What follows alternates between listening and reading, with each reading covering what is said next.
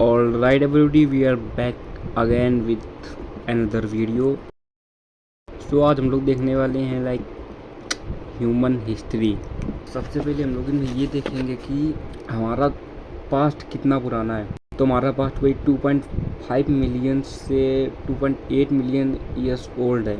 Primate का मतलब समझते हो? प्राइमेट का मतलब जिसमें एप भी आते हैं, मतलब जितने सोचने समझने वाले प्राणी आते हैं। इसमें एप हो गए, इंसान हो गए, लंगूर हो गए, मंकी हो गए हैं, इनका पूरा प्राइमेट कहा जाता है। इनका प्राइमेट का जो पूरा इतिहास है वो 2.5 से 2.8 मिलियन ईयर ओल्ड है। ठीक, तो हम लोग सबसे पहले समझने वाले हैं होमो सेपियंस का मतलब। होमो एक लैटिन वर्ड है जिसका मतलब होता है ह्यूमन या मैन, और सेपियंस भी लैटिन वर्ड है जिसका मतलब होता है इंटेलिजेंट।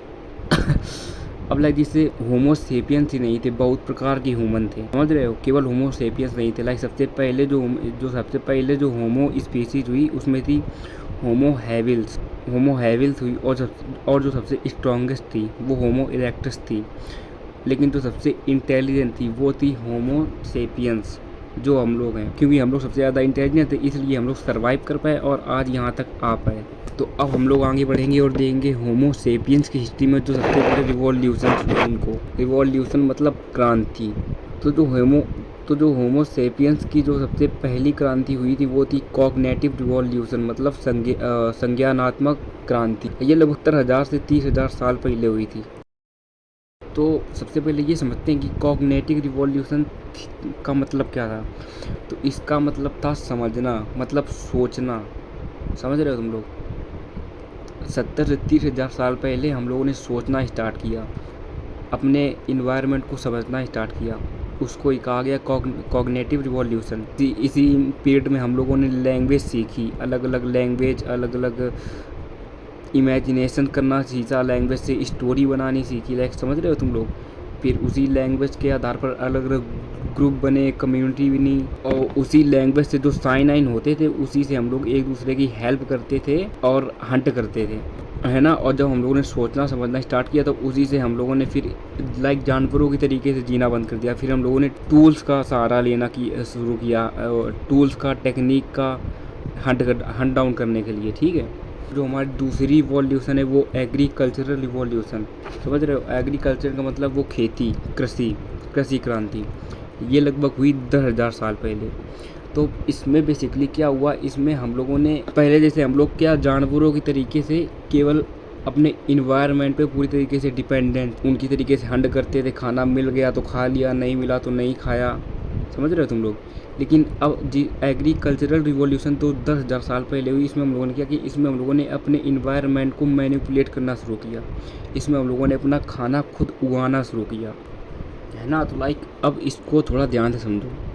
तो जब हम लोगों ने अपना खाना उगाना खुद शुरू किया तो उससे क्या हुआ, जैसे हम लोग पहले खाना नहीं उगाते थे, जानवरों के तरीके से नेचर पे पूर्णतः डिपेंडेंट रहते थे, लेकिन अब हम लोगों ने नेचर को मैनिपुलेट करना शुरू कर दिया। तो पहले क्या होता था कि हम लोग खाने के हिसाब से रहते थे। जहाँ खाना है वहाँ रहे, जहाँ खाना नहीं है वहाँ नहीं रहे, फिर दूसरी जगह सेटल होना पड़ता था।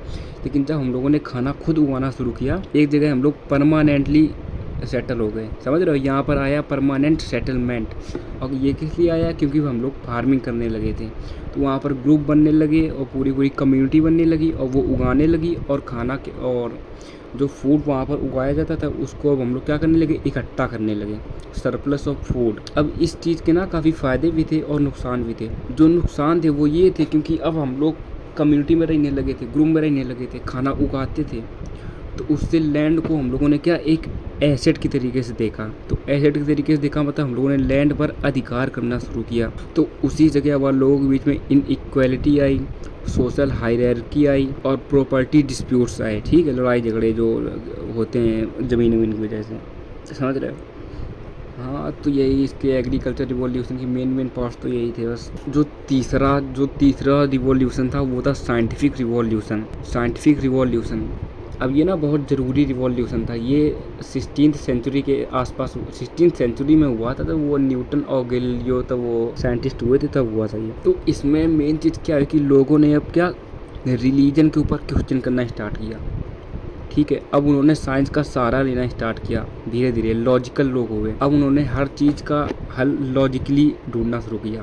पहले वो रिलीजन पे बेस्ड होते थे, कुछ भी हो गया, कुछ बीमारी हो गई, पूजा पाठ करने लगते थे। लेकिन अब धीरे धीरे अब लोगों की ना थॉट में एक चेंज आना शुरू हुआ साइंटिफिक रिवॉल्यूशन में, ठीक है। हेलियो थे, उनकी थ्योरी ने कहा कि अर्थ राउंड द सन, मतलब जो पृथ्वी है वो सूर्य के चारों ओर घूमती है, सूर्य पृथ्वी के चारों ओर नहीं घूमता। लेकिन तो वहाँ वेस्ट में क्या पहले ऐसा था कि वहाँ पर जो रिलीजन थे उनकी मान्यताएं ये थी, पृथ्वी सेंटर में है और सूर्य और बाकी सारी ग्रह पृथ्वी का चक्कर लगाते थे। लेकिन बाद में वही 16th सेंचुरी में जो वैज्ञानिक हुए उन्होंने कहा सूर्य सेंटर में है और जो हमारी अर्थ है पृथ्वी वो उसका चक्कर लगाती और सभी ग्रह भी सूर्य का चक्कर लगाते हैं और सूर्य खुद भी घूमता है। समझ रहे तुम लोग। अब साइंटिफिक रिवॉल्यूशन में एक और बात हुई उसमें, जैसे हम लोग पहले क्या करते थे, जब कोई बीमार होता था तो फिर तब बीमार होता था तो साइंटिफिक रिवॉल्यूशन था नहीं, तो इतनी मेडिसिन तो अवेलेबल थी नहीं, इसकी लाइफ एक्सपेक्टेंसी थी वो बहुत कम थी। लेकिन साइंटिफिक रिवॉल्यूशन के बाद हम लोगों की लाइफ एक्सपेक्टेंसी बहुत बढ़ गई, क्योंकि तो हम लोगों के पास मेडिसिन हम लोग बनाने लगे थे। हाँ, लाइक ये सब समझ लो, है ना। और साइंटिफिक रिवॉल्यूशन में ये समझ लो एक क्या हुआ, इंडस्ट्रियल रिवॉल्यूशन। समझ रहे हो ना इंडस्ट्रियल रिवॉल्यूशन क्या होता है तुम लोग। इंडस्ट्रियल रिवॉल्यूशन में जो सबसे बड़ा पार्ट था वो था कैपिटलिज्म, है ना। कैपिटलिज्म मतलब समझो तुम लोग, इसमें क्या होता है, प्राइवेट इंडिविजुअल्स किसी एक जगह पर रुपए इन्वेस्ट करते हैं। रुपए इन्वेस्ट वो लोग क्यों करते हैं, क्योंकि उनको वहाँ से अच्छा खासा प्रॉफिट हो सके। समझ रहे हो तुम लोग। और वहाँ पर क्या होता है, और प्राइवेट इंडिविजुअल ऐसी जगह पर इन्वेस्ट करते हैं जहाँ पर गवर्नमेंट का कम से कम हस्तक्षेप हो, ठीक है, गवर्नमेंट का बिल्कुल लेना देना ना हो, ठीक, समझ रहे हो। अब जो ये कैपिटलिज्म है वो तुम ऐसे समझ लो, capitalism is proportional to consumerism. Capitalism कैसे बढ़ेगा, कैपिटलिज्म तब बढ़ेगा जब लोग उसको बढ़ाएंगे, तुम लोग समझ रहे हो। और लोग कैसे बढ़ाएंगे, जो लोग सामान खरीद के बढ़ाएंगे, कंज्यूम करके बढ़ाएंगे, समझ रहे हो ना। और कंज्यूम करने के लिए फिर लोगों को वो क्या करना पड़ेगा, कैपिटलिज्म के लिए उनको एड्स चलाने पड़ेंगे, ब्रांडिंग करने पड़ेंगे और बहुत सी चीज़ें जो होती हैं आजकल। हाँ, तो बस आज के लिए इतना ही था और क्या बताया जाए।